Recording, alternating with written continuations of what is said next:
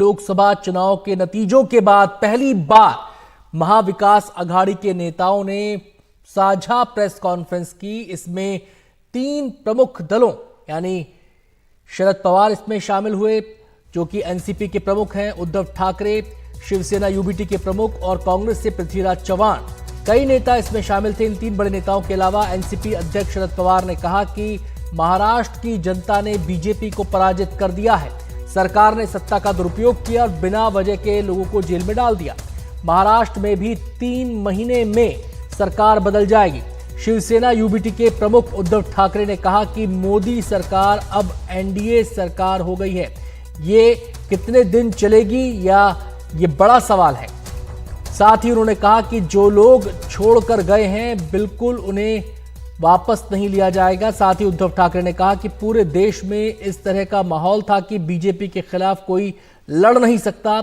ये माहौल कितना खोखला था ये महाराष्ट्र की जनता ने दिखा दिया। सीधे हम रुख करेंगे, हमारे सहयोगी सुनील सिंह हमारे साथ जुड़ गए हैं। सुनील, शरद पवार दावा कर रहे हैं कि महाराष्ट्र में जल्द सरकार बदल जाएगी। इस दावे का आधार क्या है? क्योंकि जिस कद के वो नेता हैं हवा में कोई बात कहेंगे नहीं। इस दावे का आधार क्या है? क्या यह माना जाए कि पर्दे के पीछे कुछ बड़ा हो रहा है, खिचड़ी पक रही है?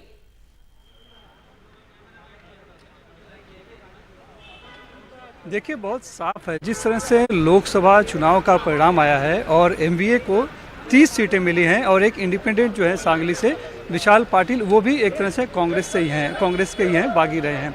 तो इतना बड़ा जब उनको मैंडेट मिला है वो साफ तौर पर उनको फ़ायदा मिला है और वो लगभग 120 से 26 विधानसभा में आगे रहे हैं। तो इसी बल पे ये कहा जा रहा है कि शरद पवार ने बात कही है कि चूंकि अगले 3 महीने में महाराष्ट्र में विधानसभा का चुनाव है तो सत्ता परिवर्तन निश्चित है, यानी कि सरकार बदलेगी, ये उनका दावा है।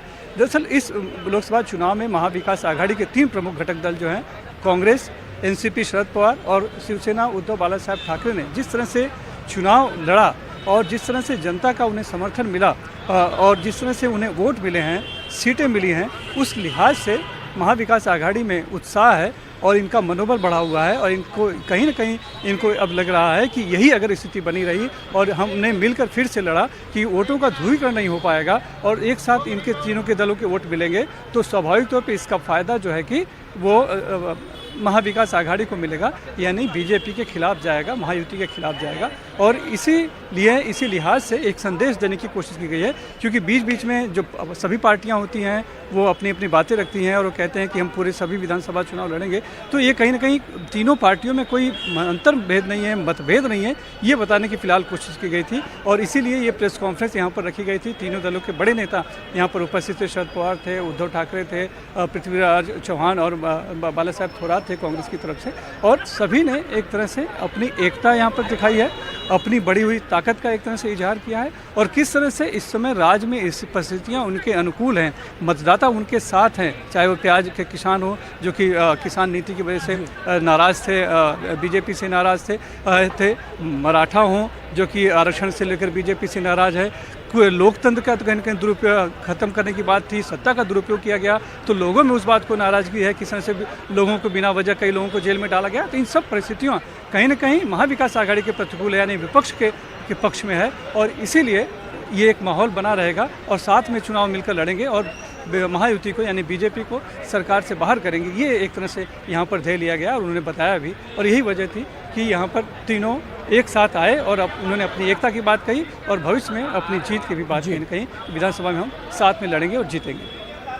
बहुत बहुत शुक्रिया आपका सुनील। तो दावा यहां पर किया गया शरद पवार की तरफ से, तीनों नेता वहां पर मौजूद थे, बड़े चेहरे 3 पार्टियों के, और दावा ये कि अगला विधानसभा चुनाव वो जीतेंगे। लेकिन सवाल ये भी उठ रहा है कि जो खबरें आती रहती हैं वो इसके संपर्क में है, ये उसके संपर्क में है, इसका कोई नतीजा निकलेगा। हालांकि इस पर विराम लगाने की कोशिश भी की गई।